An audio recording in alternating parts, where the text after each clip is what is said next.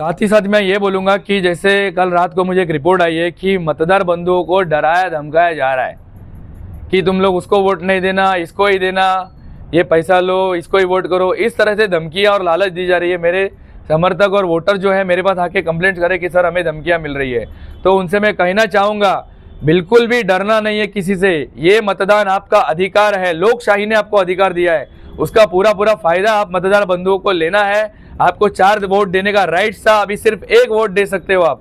15 तारीख को पूरे होश और आवाज़ से आप लोग 1 नंबर का बटन दबाइए और पंजे को जिताइए। हमें दहशत मुक्त वार्ड चाहिए, किसी का दबाव हमारे वार्ड में नहीं चाहिए, हमारे मतदार बंधुओं पे नहीं चाहिए। ये हम आज़ाद भारत में जी रहे, सबको आज़ादी है, किसको कहाँ जाना है, कहाँ वोट करना है, सबको अपना अपना राइट दिया हुआ है कॉन्स्टिट्यूशन ने, उसका फ़ायदा उठाइए। 1 वोट देने का अधिकार है। 15 तारीख को 1 नंबर पे पंजा निशानी पे वोट देकर मुझे भारी समर्थन दीजिए। सबसे पहले मैं वार्ड नंबर 18 के मतदार बंधुओं को प्रणाम करता हूं और उन्हें अपना इंट्रोडक्शन देना चाहता हूं।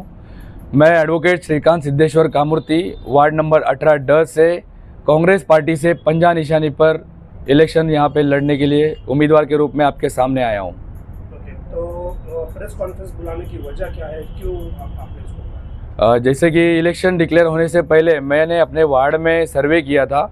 मेरा वार्ड जो है कनेरी, तेलीपाड़ा, गौरीपाड़ा, खजूरपुरा, विट्ठल नगर, देवजी नगर, सोमा नगर, माधव नगर, ऐसे इतना बड़ा वार्ड है जिसके अंदर 32,240 के आसपास वोटर्स हैं और उसमें से 18,500 के करीब पुरुष और 14,500 के करीब स्त्री है, जिसमें हिंदू मुस्लिम सब भाई एक साथ रहते हैं। हम लोग जब इनके पास गए हैं, डोर टू डोर कैंपेनिंग के लिए गए हैं, इलेक्शन से पहले भी गए थे, तो लोगों की समस्या कॉमनली हमें यही फाइंड आउट हुई है कि जो पानी मिलता है उन्हें, लेडीज़ लोग को जो पानी भरने का रहता है वो रात को 12 बजे के बाद उन्हें मिलता है। 1 बजे 1:30 बजे ऐसा पानी उठ के वो भरते हैं। और दूसरा चीज़ ये है कि उनके गटर वहाँ पे है गलियों में, वो सालों साल साफ़ नहीं किए गए। घंटा गाड़ी जो है वो वक्त पे आती नहीं है, स्ट्रीट लाइटें जलती नहीं है, कहीं बैठने की व्यवस्था नहीं है। वहाँ पे लोगों ने जिसको चुन के दिया था वो 10 साल से कभी झांकने को नहीं आया है। ऐसे लोगों ने खुद अपनी समस्याएं हमारे सामने व्यक्त किया है और अपनी प्रॉब्लम्स को हमारे सामने रखते हुए कहा कि आप ये सब सॉल्यूशन करो, हम लोग आपका साथ देंगे।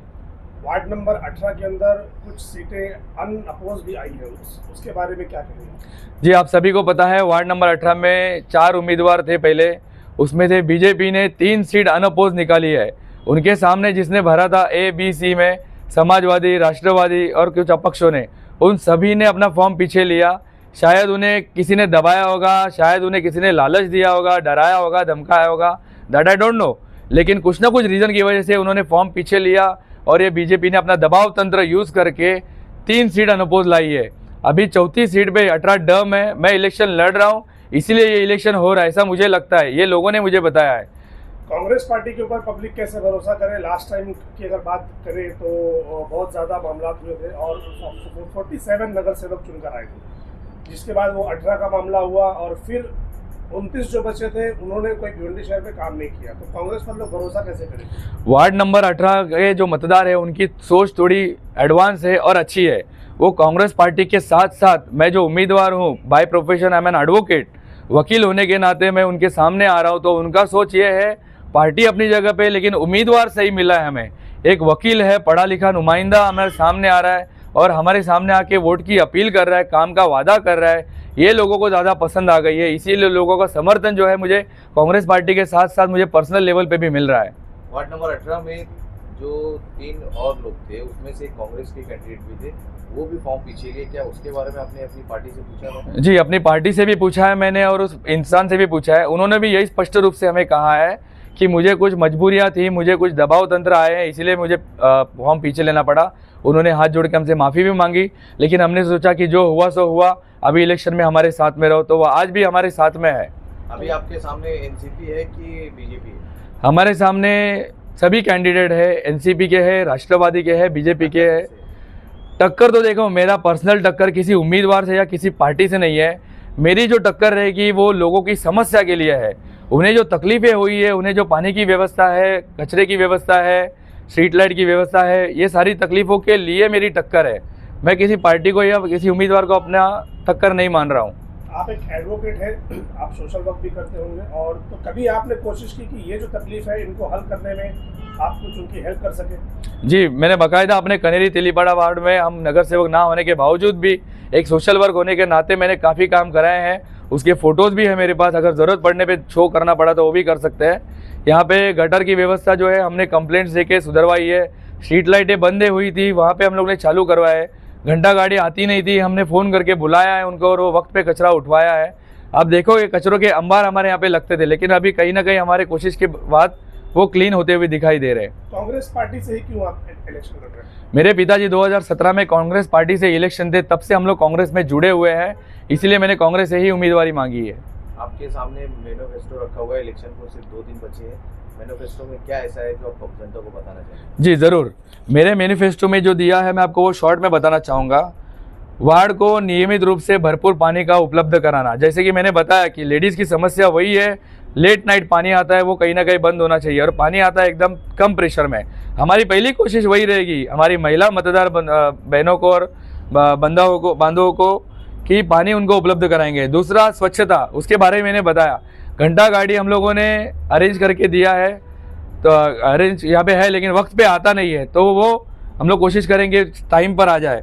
तीसरा गटर का मैंने आपको बताया, सभी नाली जो है वो सालों से साफ़ नहीं किया गया है, सफाई नहीं की गई उनकी, तो उसमें हमारी कोशिश रहेगी। उसके बाद जगह जगह पर कंक्रीट के रास्ते बने तो ज़रूर है, लेकिन रोड जो है वो इनबैलेंस है, उसकी वजह से काफ़ी एक्सीडेंट हो रहे हैं, खड्डे पड़े हुए, उसके ऊपर मेजरली हमें ध्यान देना है। आपको पता होगा एक स्पीड ब्रेकर नहीं था, उसकी वजह से ओसवाल स्कूल के पास एक बच्चे की जान गई थी। स्पीड ब्रेकर बनाना क्या इतना बड़ा काम है किसी नगर सेवक के लिए? मेरे हिसाब से बिल्कुल नहीं है, वो तो मैं अभी भी कर सकता हूँ, लेकिन लोगों ने बताया जब मुझे कि स्पीड ब्रेकर की ज़रूरत है तो हम उसके ऊपर भी काम करने वाले हैं। वरिष्ठ नागरिकों के लिए बैठने के लिए बेंच की व्यवस्था नहीं है, उस बेंच की व्यवस्था मैं उनके लिए करने के वादा यहाँ पे कर रहा हूँ। मेरे नौजवान यूथ जो है उनको खेलने के लिए मैदान उपलब्ध नहीं है, जो मैदान है उसमें व्यवस्था बराबर नहीं है, सही तरह से नहीं है, इसीलिए लोग जाके वहाँ खेलना पसंद नहीं करते, पैसा डाल के टर्फ में खेलना पड़ता है। तो ये व्यवस्था हम उनको फुटबॉल क्रिकेट के लिए कैसे अवेलेबल कराए, इसकी कोशिश मैं करूँगा। साथ ही साथ महिलाओं के लिए जो गवर्नमेंट की स्कीमें रहती है वो लोगों तक पहुँचती नहीं है, जैसे कि विधवा पेंशन हो गया, श्रावण बाल योजना हो गया, लाड़की लेक हो गया, ये काफ़ी लोगों को पता है, किसी लोगों को नहीं पता, तो उन तक वो योजना हम पहुँचाने का पूरा कोशिश करेंगे। और जो विद्यार्थी है जो सिविल सर्विस क्रैक करना चाहते हैं, जैसे MPSC UPSC हो गया, उनके लिए हम अपने यहाँ पे सेंटर खड़ा करना चाहते हैं। अगर उनकी मांग है कि भिवंडी में सेंटर हो तो हम वो भी पूरा करने का यहाँ पे वादा कर रहे हैं। हर गली मोहल्ले में स्ट्रीट लाइट वगैरह वहाँ पे होनी चाहिए, और मैं उम्मीदवार एडवोकेट होने के नाते उन्हें लीगल सलाह तो हमेशा देते आया हूँ। साथ ही साथ मेरी एक टीम है, करले चेम्बर्स, हमारी पूरी एडवोकेट की 11 लोगों की टीम है। जब भी लोगों को लीगल एडवाइस लेना होगा तो हम फ्री में उसकी व्यवस्था कर देंगे। लास्ट बट नॉट लिस्ट, जो दिव्यांग व्यक्ति है उनके लिए भी हमने यहाँ पे आत्मनिर्भर उसके बनाने के लिए जो भी स्कीम रहेंगी वो लाएंगे, ये हमारा दृढ़ संकल्प रहेगा। साथ ही साथ में सोमानगर माधव नगर में आप लोगों ने देखा होगा, जो रोड वाइंडिंग में जिनके घर गए हैं, जिनके घर टूटे हैं वो बेघर हुए हैं, जिनकी दुकानें टूटी है वो बेरोजगार हो गए, ऐसे लोगों के लिए कानूनी सलाह तभी किसी ने नहीं दिया। उनको मुआवजा मिलना चाहिए, पंचनामा होना चाहिए, ये बताने वाले वहाँ पे कोई मिला नहीं, इसीलिए लोगों ने उसका फ़ायदा उठाया और बिना मुआवजा दिए, बिना पंचनामा किए उनके घर ज़बरदस्ती तोड़ दिए गए। वहाँ के जो पीड़ित लोग हैं वो सब लोग मुझसे जुड़े हुए और एक आस लेकर बैठे हैं कि वकील साहब अब हमारे लिए हमारी आवाज़ बनो और हमारे लिए कुछ करके बताइए।